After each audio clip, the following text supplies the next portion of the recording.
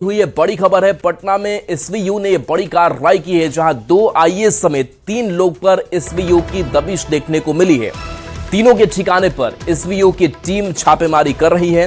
बता दें कि इसमें आईएएस योगेश कुमार सागर और आईएएस अभिलाषा शर्मा, ऋषुश्री के करीबी पवन कुमार के यहां भी रेड जारी है। योगेश सागर, अभिलाषा शर्मा और पवन कुमार फरार हैं और इनके ऊपर लगातार शिकंजा कसा जा रहा है। स्पेशल विजिलेंस यूनिट की यह बड़ी कार्रवाई पटना में, जहां 2 आईएएस समेत 3 लोगों पर एसवीयू की दबिश देखने को मिल रही है। अमित हमारे साथ फोन लाइन पर है, न्यूज 18 संवाददाता अमित। 2 आईएएस समेत 3 पर एसवीयू की दबिश, कहां पर है छापेमारी, अपडेट क्या? देखिए, ये तीनों छापेमारी जो है वो पटना में ही चल रही है और आईएएस योगेश कुमार सागर और अभिलाषा शर्मा, इन दोनों को सरकार ने निलंबित किया था पिछले दिनों। और आज इन दोनों के ठिकानों के साथ साथ जो है पवन कुमार, जो ऋषुश्री का बिजनेस पार्टनर और काफी करीबी बताया जाता है, उसके ठिकाने पर भी छापेमारी की जा रही है। जो पवन कुमार है, उनका जो आवास है वो बेउर जेल के समीप जो है वहाँ पे कृष्ण विहार कॉलोनी है, वहाँ पे चल रही है। बाकी जो दोनों आईएएस अधिकारी हैं, इनके जो सरकारी आवास है वहाँ पे एसवीयू की टीम पहुंची है और ये दोनों आईएएस अधिकारी रेड से पहले ही जो है वो फरार हैं। जब एसवीयू की टीम पहुंची थी तो उन्होंने इन दोनों अधिकारियों से संपर्क करने की कोशिश की और पूछा कि कहाँ हैं, तो ये दोनों अधिकारी जो है वो नहीं है, घर पे फरार हैं। वहीं दूसरी तरफ पवन कुमार जो है वो भी अपने घर से मौके से फरार है।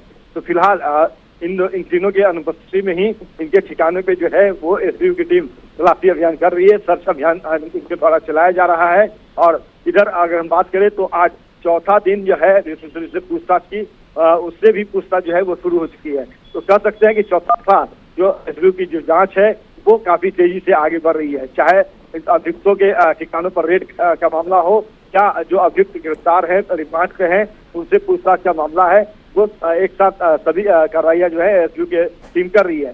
जो एसवीयू के अधिकारियों से बात हुई हमारी, तो हमने पूछा कि दोनों आईएएस अधिकारी के ठिकाने से क्या कुछ मिला है, पवन के ठिकाने से क्या कुछ मिला है। इस पे जो एसवीयू के जो हमारे आधिकारिक सोर्स है, उनका कहना है कि फिलहाल अभी जो रेड है वो तलाशी अभियान जो है वो शुरू हुई है। जब वो पूरी होगी तो विस्तृत जानकारी साझा की जाएगी। लेकिन फिलहाल जो तथ्य मिले थे, जो साक्ष्य मिले थे और जिस तरह से ऋषुश्री ने कबूलनामा किया कि वो अभिलाषा शर्मा को अपनी बहन के समान मानता था, योगेश कुमार सागर को उसने विदेश टूर जब उन्हें करना था अपने परिवार के साथ तो ट्रेवल एजेंट से मिलवाया था, तो उसी आधार पे छापेमारी करने पहुंची है। और ये पड़ताल करना चाहती है एसवीयू की टीम कि जो ऋषुश्री ने बयान दिया है क्या वाकई वो सही है या भटकाने की कोशिश की जा रही है। क्योंकि ईडी के जो अनुसंधान थे उसमें ये पाया गया था कि अभिलाषा शर्मा जो है वो ऋषुश्री से महंगे गिफ्ट लेती हैं। कई ट्रांजैक्शन जो है वो ऋषुश्री के द्वारा करवाया गया था, अभिलाषा शर्मा ने करवाया था। योगेश कुमार सागर जो है वो विदेश भ्रमण जब वो करने गए थे तो वो सारा खर्च ऋषुश्री ने ही उठाया था। पवन जो है वो बिजनेस पार्टनर है, तो जो कंपनियां चला रहे थे ऋषुश्री, उन कंपनियों में एक कंपनी। चलिए, बिल्कुल, तो दबिश जारी है। बहुत बहुत शुक्रिया अमित इस अपडेट के लिए आपका। बढ़ते आगे, टेंडर घोटाला मामले में अब आईएएस संजीव हंस की मुश्किलें बढ़ती दिख रही हैं। एसवीयू यानी स्पेशल विजिलेंस यूनिट ने पूछताछ के लिए हाजिर होने का समन जारी किया है। एसवीयू ने संजीव हंस के ऑफिस और आवास दोनों जगह नोटिस भेजा है। पूछताछ के लिए हाजिर होने का आदेश दिया है। बता दें कि ऋषुश्री से संबंध और टेंडर घोटाले में नाम आने के बाद एसवीयू ने संजीव हंस को भी आरोपी बनाया है, जिसके बाद संजीव हंस ने पिछले दिनों एसवीयू के एडीजी पंकज दराद के नाम 4 पन्ने का लंबा चौड़ा पत्र लिखकर खुद को बेगुनाह बताया था और पुराने मामलों जिसका कोर्ट में निष्पादन हो चुका है उसी आधार पर एफआईआर में नाम डालने और आरोपी बनाने का आरोप लगाया था। संजीव हंस ने ऋषुश्री से भी किसी तरह के संबंध से इनकार किया था और अपने कार्यकाल में ऋषु की कंपनी को किसी भी तरह का टेंडर देने के आरोपों से इनकार किया था। लेकिन एसवीयू तमाम पुख्ता सबूतों के आधार पर संजीव हंस पर शिकंजा कसती जा रही है। दूसरी तरफ टेंडर माफिया ऋषुश्री से लगातार तीसरे दिन भी पूछताछ हुई, जिसमें वो एसवीयू के अधिकारियों को ज्यादातर सवालों में गोल गोल घुमाता रहा। लेकिन जांच एजेंसी के अधिकारियों ने भी साफ साफ हिदायत दे दी है कि रिमांड पर जो भी हो सच बताओगे तो कानूनी तौर पर राहत भी मिल सकती है। अगर सच छिपाया तो महंगा पड़ेगा। तो देखिए, लगातार टेंडर घोटाले से जुड़ी ये अपडेट आप तक पहुंचा रहे हैं। एक तरफ एसवीयू की छापेमारी जो है वो ऋषुश्री के करीबियों के घर पर चल रहा है, अभिलाषा शर्मा के यहां चल रहा है, और इस बीच पूछताछ भी हुई है। और देखिए, बड़ी खबर है, जहां बिहार बोर्ड के चेयरमैन पद से आनंद किशोर हटा दिए गए हैं। 10 साल बाद बिहार बोर्ड से हटाने का राज्य सरकार ने फैसला लिया है। ऋषुश्री के खुलासे के बाद आनंद किशोर का भ्रष्टाचार में नाम आया। 2016 से लगातार बिहार बोर्ड के ये चेयरमैन रहे हैं। टॉपर घोटाले के बाद बिहार बोर्ड का जिम्मा इन्हें मिला था। फिलहाल वन एवं पर्यावरण विभाग के एसीएस आनंद किशोर बने हैं। त्यागराजन अब बिहार बोर्ड का जिम्मा संभालेंगे। पटना डीएम पद से तबादले के बाद बिहार बोर्ड के चेयरमैन बनाए गए हैं।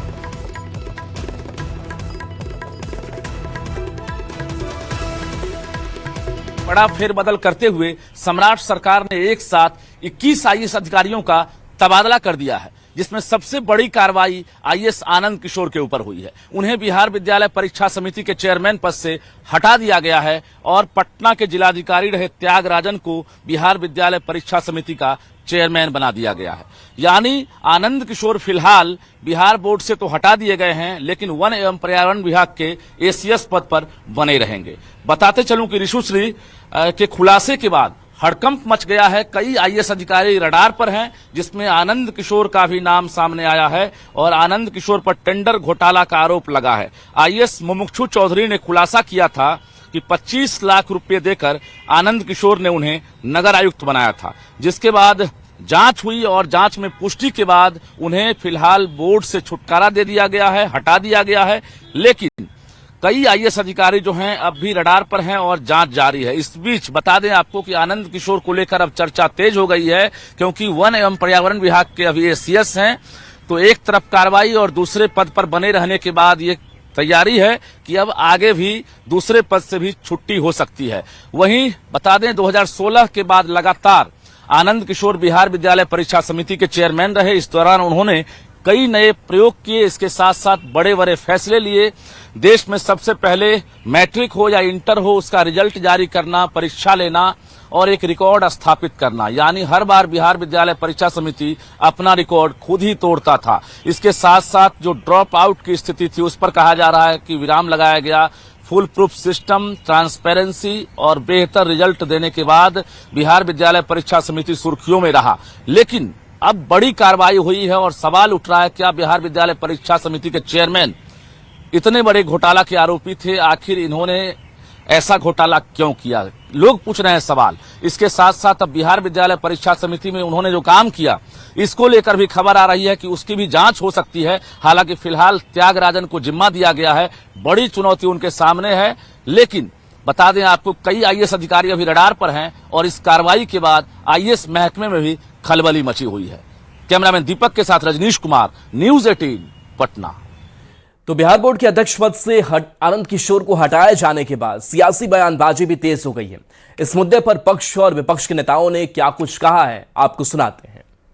राज्य की सरकार अपनी समीक्षा के आधार पर विकासात्मक कार्यों में तेजी लाने के लिए अधिकारियों का स्थानांतरण करती है। अब रही बात कि कौन किस मामले में दोषी है, ये पूरी तरीके से कानूनी प्रक्रिया है और कानून अपने नियमों का पालन करता है। जो भी व्यक्ति दोषी होगा, वैसा कोई भी व्यक्ति सुशासन की सरकार में, सम्राट चौधरी जी की सरकार में बख्शा नहीं जा। ट्रांसफर की प्रक्रिया एक नियमावली के तहत एवं मुख्यमंत्री जी का विशेषाधिकार क्षेत्र उनको प्राप्त है। किस पदाधिकारी को किस डिपार्टमेंट में, किस जिला में भेजा जाए और उससे डेवलपमेंट का कार्य सुचारू तरीके से चलाया जा सकता है, उसकी उपयोगिता कहाँ सही हो सकता है, ये मुख्यमंत्री जी का विशेषाधिकार क्षेत्र है। कि नीतीश कुमार के नेतृत्व वाली जो सरकार नवरत्ना को संरक्षण दे रही थी, वो नवरत्ना ने टेंडर माफिया के माध्यम से ऋषुश्री जैसे लोगों ने जो पूरे सिस्टम और पूरे व्यवस्था को अपने अनुसार चलाने का काम किया, उसके कारण बिहार में भ्रष्टाचार की जड़ें इतनी मजबूत हो गई कि भ्रष्टाचार को लोग सदाचार और शिष्टाचार के रूप में देखने लगे। घोटाले का मास्टरमाइंड तो खुद नीतीश कुमार है। आनंद किशोर तो मोहरा भर है, ऐसे दर्जनों अधिकारी हैं जो मोहरा बनाए गए थे। नीतीश कुमार और दीपक कुमार ने मिलकर बिहार में तमाम भ्रष्टाचार किए, तमाम घोटाले किए। सीए जी ने जो 70,000 करोड़ और उसके अगले वित्तीय वर्ष में 71,000 करोड़ के घोटालों की आशंका जताई, वो भी नीतीश कुमार के संरक्षण में हुआ है। तो असली घोटालेबाज तो शानदार सरकारी बंगलों में Z+ सिक्योरिटी में रह रहा है और मोहरों पर गाज गिरेगी। देखिए, नीट री एग्जाम को लेकर कल देश भर में मॉक ड्रिल रखा गया है। कल सुबह 8 से लेकर के 9 बजे तक ये मॉक ड्रिल होगी। 5500 से अधिक परीक्षा केंद्र हाई सिक्योरिटी जोन में तब्दील रहेंगे। 15,000 से अधिक अर्धसैनिक बल की तैनाती रहेगी। प्रश्न पत्र और OMR शीट की सुरक्षा भी की जाएगी। परीक्षा केंद्रों पर 1.5 लाख अतिरिक्त CCTV कैमरे लगाए गए हैं। नकल और पेपर लीक रोकने के लिए 15,000 जैमर लगाए गए हैं। NTA मुख्यालय से परीक्षा केंद्रों की लाइव निगरानी भी की जाएगी।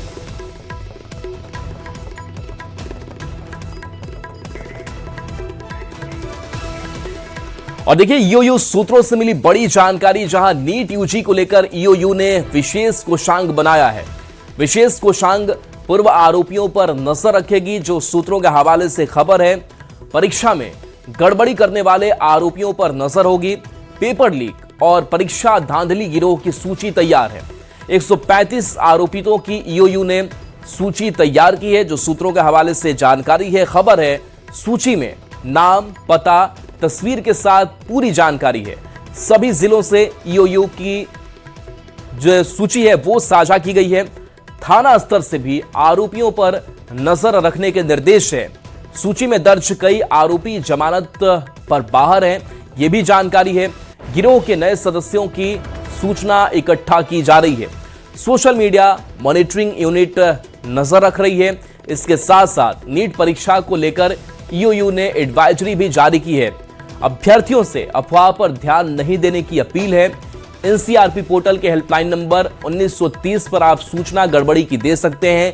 EOU ने व्हाट्सएप नंबर भी जारी किया है, जो व्हाट्सएप नंबर 9031829067 पर आप सूचना दे सकते हैं। बढ़ते आगे, कोचिंग विवाद के 15 दिनों बाद भी कोचिंग मंडियों में स्थिति अब तक सामान्य नहीं हुई है। मुसल्लापुर, भिखना पहाड़ी, नया टोला, बाजार समिति इलाके के अन्य कोचिंग संस्थानों पर भी इसका असर देखने को मिल रहा है। मामले में मशहूर कोचिंग शिक्षक SK झा, कुणाल समेत कई शिक्षकों ने विस्तार से पूरे घटनाक्रम को लेकर बातचीत की और जिला प्रशासन के साथ राज्य सरकार से तत्काल पहल कर शांति कायम करवाने की अपील की है। और रोशन आनंद के बीच लगातार विवाद चल रहा है। इस बीच कोचिंग संस्थानों पर इसका गहरा असर पड़ रहा है। बात करेंगे राजधानी पटना के कई ऐसे इलाके हैं, खासकर मुसल्लापुर, मछुआ टोली, बाजार समिति के तमाम जो शिक्षक हैं वो परेशान हैं। साथ ही जो ऑफलाइन क्लास है वो लगातार प्रभावित हो रहा है, यानी स्थिति सामान्य होने की सभी इंतजार में है। SK झा से बातचीत करेंगे। ये बताइए कि आप लोग भी इंतजार में होंगे और लगातार सोशल मीडिया पर जंग छिड़ा हुआ है, क्या उम्मीद कर रहे हैं? देखिए, जंग तो मतलब ऐसा हो गया जो किसी ने उम्मीद भी नहीं की थी। और ये चीज़ें हमको लगता है बच्चों के मानसिक स्थिति पर बहुत ज़्यादा प्रभाव डाला है। और बच्चों का शिक्षकों के प्रति जो एक आस्था था वो भी कहीं ना कहीं हैम्पर हुआ है। तो भी घटना हुआ है, तो वो घटना तो अब हो चुका है। अब तो यही है कि दोनों, खान सर हों या रोशन सर हों, अब दोनों के बीच में सुलह ही इसका एक मात्र समाधान है। क्योंकि दोनों के बीच अगर सुलह नहीं होगा तो ये और बढ़ता जाएगा और बढ़ता जाएगा। इसका सबसे बड़ा प्रभाव जो पड़ेगा वो स्टूडेंट हित पर पड़ेगा। देखिए, हम तो ये कहना चाहेंगे कि दोनों शिक्षक हैं और शिक्षक का काम होता है बेहतर व्यवस्था को सुधार करना। तो हम दोनों शिक्षक से ये अपील करना चाहेंगे कि वहाँ की जो कैंपस की जो वहाँ की व्यवस्था है, दोनों बैठकर जो है उस सिस्टम को सुधार करें। डिमांड किया है कि घटना हो गई है, लेकिन अब घटना पर विराम लगनी चाहिए, क्योंकि रोशन आनंद के भाई की मौत हुई है और मौत की सही जांच नहीं हो सकी है। ऐसे में रोशन आनंद जहां इंसाफ के इंतजार में हैं, सभी कोचिंग संचालक और शिक्षक भी यही कह रहे हैं कि पूरे मामले की अब CBI जांच हो, ताकि पता चल सके आखिर दोषी कौन है। कैमरामैन संत के साथ रजनीश कुमार, न्यूज़ 18 पटना। मोकामा से बड़ी खबर, जहां अनंत सिंह के काफिले की गाड़ियां आपस में टकरा गई। कई गाड़ियों की आपस में टक्कर हुई है। अनंत सिंह भी काफिले में मौजूद थे। मोकामा विधानसभा से लौटने के दौरान यह हादसा हो गया। मोकामा बख्तियारपुर फोरलेन पर हादसा हुआ। हादसे में सभी सुरक्षित बताए जा रहे हैं। अनंत सिंह भी सुरक्षित है। ये तस्वीर हम आपको दिखा रहे हैं। देखिए कैसे गाड़ियां क्षतिग्रस्त नजर आ रही हैं और ये तस्वीर है उस काफिले से जुड़ी गाड़ियों की, अनंत सिंह की भी गाड़ी की, जहां ये गाड़ियां आपस में टकरा गई थी। अंधेरे का वक्त था। हालांकि गनीमत रही कि सभी लोग सुरक्षित हैं। अनंत सिंह भी सुरक्षित है। अनिरुद्ध हमारे साथ फोन लाइन पर है, न्यूज़ 18 संवाददाता। अनिरुद्ध है, ये कैसे गाड़ियां आपस में टकराई थी और अभी क्या स्थिति है? सभी लोग ठीक हैं? कल बीती रात जो है मोकामा विधायक अनंत सिंह अपने विधानसभा क्षेत्र बागपुर से एक तिलक समारोह से वापस लौट रहे थे, तो अथमल गोला के सदनीमा चंदा गांव के पास 4 लेन पर एक अचानक ट्रैक्टर आती है और ट्रैक्टर आने के बाद जब अनंत सिंह का काफिला जो है, अनंत सिंह के काफिला में अक्सर देखा जाता है कि 50 से 60 गाड़ियों की संख्या होती है, तो बीच में एक ट्रैक्टर आता है और उस ट्रैक्टर की वजह से एक के बाद एक कई गाड़ियां आपस में टकरा गई। वहां अथमल गोला थानाध्यक्ष पहुंचते हैं। कई गाड़ियां जो बीच सड़क पर थी उसको खींच के साइड में किया गया। उसमें यह भी बताया जा रहा है कि अनंत सिंह जिस गाड़ी में बैठे हुए थे अपने लैंड क्रूजर में, उसको भी हल्का पीछे के साइड से जो है वो बैक साइड से डैमेज हुआ है। हालांकि इसमें किसी को भी हताहत होने की सूचना नहीं है। मोकामा विधायक सबको फिर एक साथ अपने साथ पटना के लिए रवाना हो गया। किसी के हताहत होने की सूचना नहीं है। जी चलिए, बहुत बहुत शुक्रिया इस अपडेट के लिए आपका।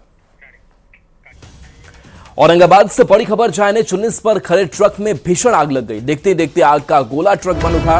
आग लगते ही इलाके में अफरा तफरी मच गई और स्थानीय लोगों ने आग बुझाने की पूरी कोशिश की। तेजी से फैलती आग पर काबू नहीं पाया जा सका।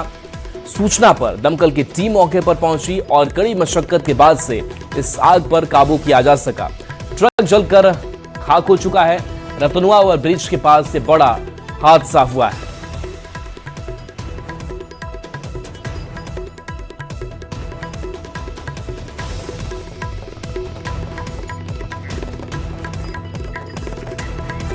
और देखिए बड़ी खबर बांका से है, जहां शहर के शिवाजी चौक के पास एक बुजुर्ग महिला की पिटाई की गई। पिटाई का वीडियो सोशल मीडिया पर तेजी से वायरल हो रहा है। आरोप है कि एक दुकानदार ने सामान चोरी के शक में महिला को लाठी से बेरहमी से पीटा। घटना के दौरान आसपास मौजूद लोगों और अन्य दुकानदारों ने महिला को बचाने की कोशिश की। घटना का वीडियो वायरल होने के बाद पुलिस हरकत में आई और आरोपी दुकानदार को हिरासत में लेकर पूछताछ की जा रही है। मामले की जांच जारी है।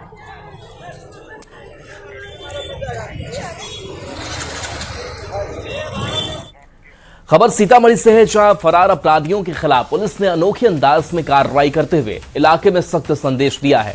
डुमरा थाना पुलिस बैंड बाजे और मुनादी के साथ 2 फरार आरोपियों के घर पहुंची और कोर्ट के आदेश पर उनके दरवाजे पर इश्तिहार चस्पा किया। इस दौरान आसपास के लोगों की भारी भीड़ जुट गई और पूरे इलाके में कार्रवाई चर्चा का विषय बनी रही। एसपी के निर्देश पर पुलिस ने इस कार्रवाई में बछाड़पुर निवासी ऋतिक कुमार और आजमगढ़ निवासी निशांत को सार्वजनिक रूप से आत्मसमर्पण करने की चेतावनी दी है।